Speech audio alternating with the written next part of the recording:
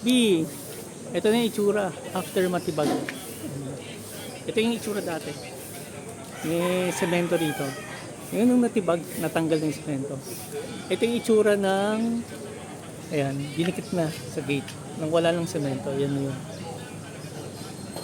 Yan na yun.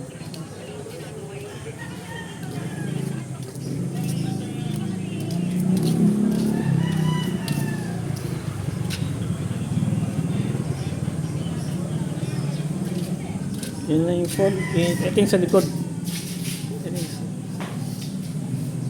yan. Ito yung tinipag doon, yung itsura. Ayan.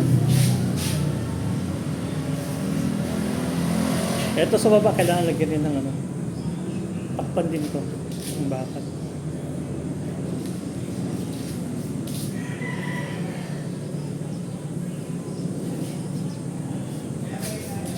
Tapos ito, kailangan ayusin to.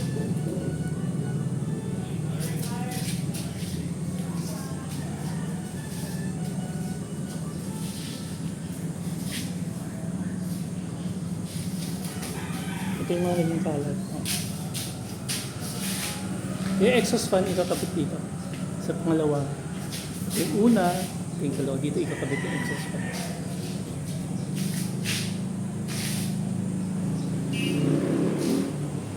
Ito yung mga naging basura. Kailangan ilinis.